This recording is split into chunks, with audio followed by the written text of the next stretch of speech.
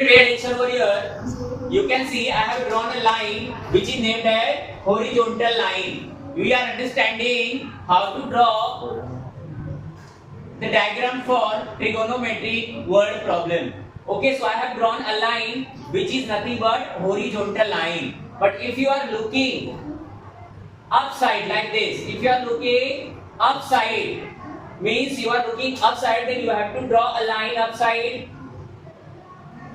So this is line which is drawing upside direction. What is the name of this line? Line of vision. What is the name of this line, student? Line of vision. But you are looking upside. You are looking upside. So this angle is known as angle of elevation. What is the name of this angle? Angle of elevation. क्या बोलेंगे इसको तुम लोग? Angle of elevation. Sit straight. What is the name of this line? Horizontal line. What is the name of this line? Line of vision. What is the name of angle? Angle of elevation. Angle of elevation. Whenever you are looking upside, जब तुम लोग ऊपर की तरफ देख रहे हो, ऐसे upside, तो कौन सा एंगल आएगा?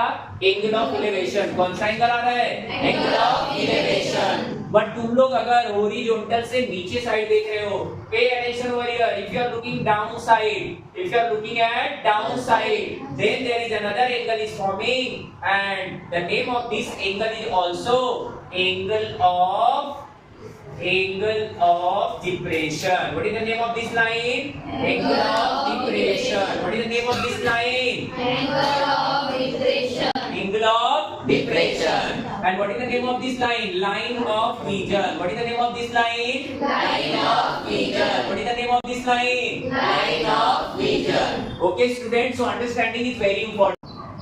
Angle of Elevation. Horizontal. Angle of elevation. Horizontal line. Angle of elevation. Horizontal line. Angle of depression. Horizontal line. What was our question? Question is, there is a church of height x metre. मतलब church का height कुछ दिया नहीं था तुम लोगों को, तो हमने एज्यूम किया कि चर्च की हाइट क्या है? x metre. और चर्च से एक पर्सन कितने दूरी पे खड़ा है, कितने डिस्टेंस पे स्टैंड अप है वो? 80 मीटर. 80 मीटर डिस्टेंस पे है. ओके, तो हम लोग को ना चर्च की हाइट फाइंड करनी है ट्रिगोनोमेट्रिक फंक्शन यूज करके. तो यहाँ पे मैंने क्या लिखा है? Let TC be the church and P is the person. मतलब टीसी को मैंने चर्च का हाइट दिखा दिया और पी क्या दिखा दिया? पर्सन, जो कि चर्च से 80 मीटर दूरी पे स्टैंड है. तो तुम लोग को फाइंड क्या करना है? टीसी.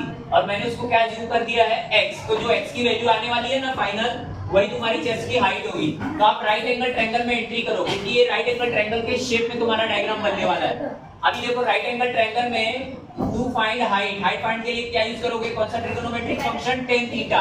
क्यों tan थीटा यूज करोगे? That is the important question.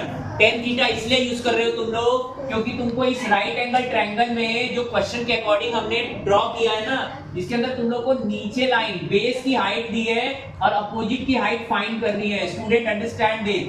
आपको अपोजिट साइड फाइंड करना है और एडजेसेंट साइड की वैल्यू दिया है. तो अपोजिट साइड और एडजेसेंट साइड का ट्रिगोनोमेट्रिक रेशियो क्या होता है? tan theta. और इसलिए मैंने यहाँ पे tan थीटा का फॉर्मूला अप्लाई किया. अब अपोजिट साइड कौन है? TC, तो आपने TC लिख दिया. एडजेसेंट साइड कौन है? PC, तो आपने PC लिख दिया. और tan थीटा का वैल्यू क्वेश्चन में कितना दिया है? 45 डिग्री. तो तुमने 45 डिग्री लिखा. अभी क्या करोगे? 45 tan 45 का ट्रिगोनोमेट्रिक टेबल में वैल्यू क्या होती है? 1. TC क्या है? आपने x एज्यूम किया. ये हाइट है किसकी? चर्च की हाइट. और PC 80 मीटर डिस्टेंस दिया है. अब आपको पता है नॉर्मल मैथमेटिकल ऑपरेशन से क्रॉस मल्टीप्लाई करोगे तो 80 डिवाइड में मल्टीप्लाई करेगा. इधर डिवाइड में है, इधर मल्टीप्लाई किया 1 के साथ, तो 80 1 80 और x इधर लेफ्ट है. अब आपका 80 आ गया, 80 मीटर. तो चर्च की हाइट क्या हो गई? चर्च की हाइट क्या हो गई तुम्हारी? 80 metre. Note it down student. Second question. What is the second question? Pay attention again. I am explaining. In second question, there was a person who is standing at the top of the lighthouse. I have taken a diagram. I have drawn a diagram. In this diagram I am explaining it. LH. What is the LH? L is the lighthouse. Lighthouse. LH is the lighthouse. HS. S is the ship.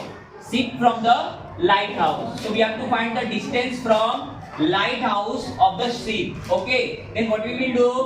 we will take an angle which is given as depression. Angle of depression is 60 degree. So by the alternate angle we can get angle S is also 60 degree. Now height of the lighthouse is given. In that question distance was given. You should find height. But in this question you have height is given and you have to find distance. In question number 1 of 6.2, height supposed to be find, but in question number 2 distance you have to find. Okay, now pay attention. So let LH be the lighthouse and S be the ship. तो तुमने क्या zoom कर लिया, LH light house हो गई और S क्या हो गई, शिप. वो पर्सन टॉप से नीचे देख रहा है तो एंगल ऑफ डिप्रेशन क्या होगा, देखो यहाँ से डाउन साइड आ रहा है ना, तो एंगल ऑफ डिप्रेशन 60 डिग्री होगा. तो भाई अल्टरनेट एंगल ये 60 डिग्री हो गई. अभी राइट एंगल ट्रायंगल में देखो to find height, to find distance, यहाँ पे क्या लिखो, टू फाइंड डिस्टेंस. क्या लिखोगे यहाँ पे, to find distance. tan theta opposite side hypotenuse. क्यों, क्योंकि तुम लोग को अपोजिट साइड की वैल्यू दिया है और यहाँ पे क्या फाइंड करना है, एडजेसेंट साइड. अपोजिट साइड दिया है, एडजेसेंट साइड फाइंड करना है. Opposite side upon adjacent side. अभी वैल्यू जो दिया रख दो, पहले आप उसके नेम्स को यहाँ पे रखो. LH क्या तुम्हारा अपोजिट साइड, डायग्राम देखो. HS क्या है तुम्हारा डिस्टेंस. अब इसकी वैल्यू रखो 1060 की √3 होती है. LH की वैल्यू हाइट 90 दिया है, डिस्टेंस के प्लेस पे हमने x अज्यूम किया है.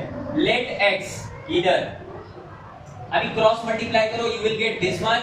बट तुम लोग को ना √3 की वैल्यू दिया है टेक्स्ट बुक में, कितना दिया है 1.73. इसको तुम डिवाइड करोगे तो मोस्टली तुमको क्या मिलने वाला है, ऑलमोस्ट 52 मीटर. तो ये तुम्हारा फाइनल डिस्टेंस हो जाएगा. Distance of ship from the light house is 52 metre. Okay student, note it down.